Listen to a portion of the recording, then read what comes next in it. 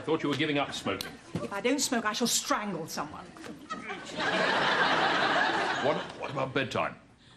You always did find the strangest things alluring. Where are they all going to sleep? You do that, I've done the catering. Badly. Yeah, well, I suppose it wasn't to your taste. Well, it wasn't anyone's taste.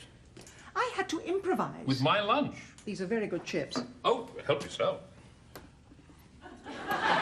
You know what this means, don't you? Yep, I'm not ready to give up smoking yet. It means that we're going to have to share a bedroom again. Not necessarily. We only have 3 of them. Well, they can share. One of them's a girl, I think. Do you still snore? Well, who knows? I no longer have someone slamming me in the ribs every hour, yelling, "Shut up!" I think you still snore. Well, yeah, perhaps you're right. Then it's out of the question. You tell them, or shall I?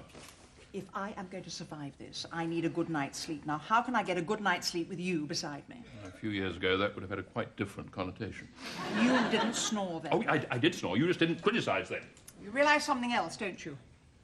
Yes, we can never have an argument at normal volume again. We're going to have to give up the idea of living in France. I know.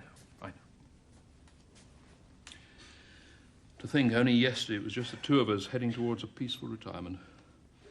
Now I have 3 more human dependents, and assorted furred and feathered and finned. And finned hangers-on. I never wanted to be a parent first time round.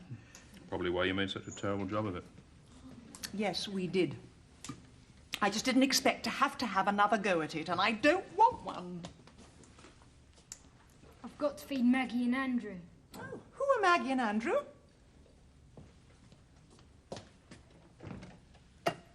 Whose idea was it to call them after us? Dad's.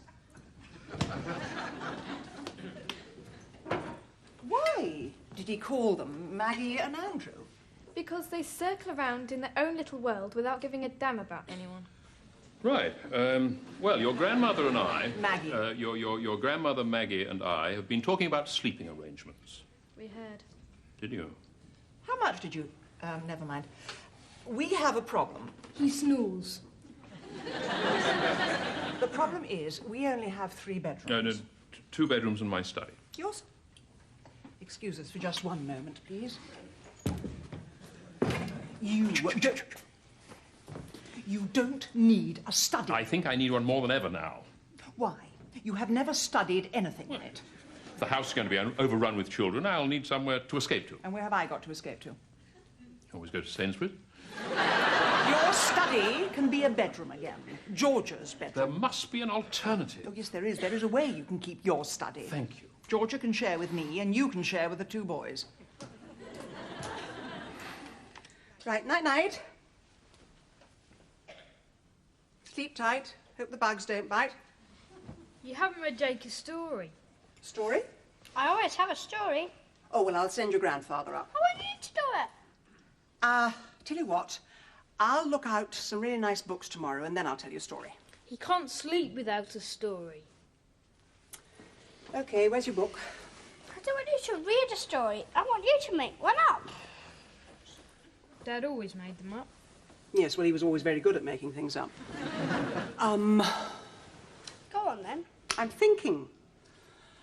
Once upon a time, there was a beanstalk.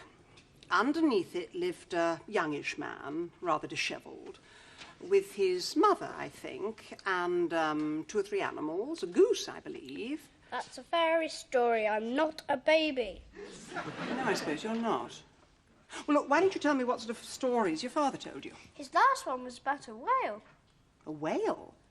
Was it a happy whale with a little family? It was caught in an oil slick after a Libyan tanker flying the flag of convenience leaked millions of gallons of oil into a bay in the Antarctic, causing a major environmental crisis. I want to know what happened to it. I'd rather like to know myself. I'm ready. So, the last time we saw the whale, it was in the oil slick. Caused by man, the enemy of the natural world. Quite. Suddenly, along came the Royal Navy in an icebreaker. That was convenient. And the sailors lowered down this large winch thing, which they keep for exactly this sort of situation. It's like a giant hammock. And they scooped up the whale and they put it on the ship Where? in a special place. What special place? A sort of whale hospital. They have them on Royal Navy ships. I've never heard of them. And then they rinsed him down. It was a girl. Then they rinsed her down. With what? Oh, does it matter? Yes, it does matter. The sea was polluted, so they couldn't rinse her down with that. Then they rinsed her down with 20,000 bottles of mineral water. Okay?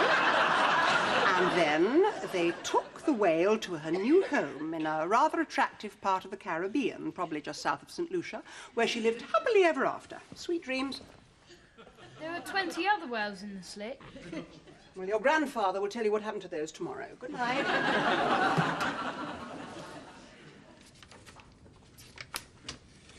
One should knock. One shouldn't have to. This is my study. Not anymore. I don't remember you asking if you could move in. Gran said I could. Oh, did she? Did she also say you could rummage? She said I could clear some of the drawers for my things. Well, I rather didn't without my permission. I keep some of my most important documents in there. Cycling proficiency certificate, 1942. Thank you. Yes, and don't put this down on the surface. It'll mark it. Please, this is just like being at home. It is being at home. Look, I'm feeling bad enough already. Georgia, this is your home from now on.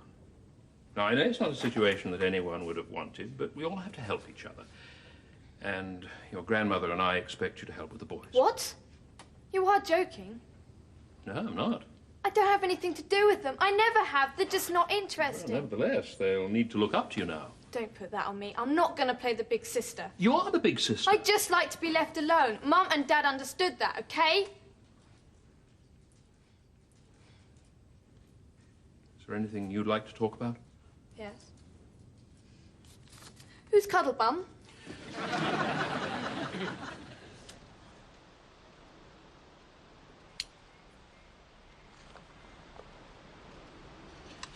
Is Dad up there? Jake, what are you doing out of bed?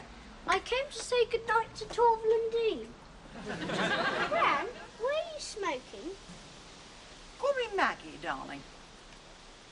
Gran, were you smoking, Maggie? I came out here for a breath of fresh air.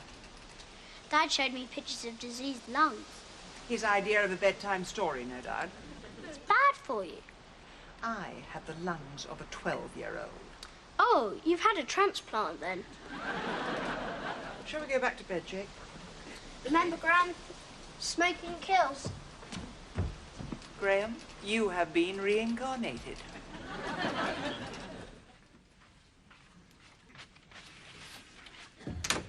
Where have you been? Well, you know, just checking up on everyone. How is everyone? Well, the kids are settled. The hamsters stopped doing aerobics, but who knows with a parrot?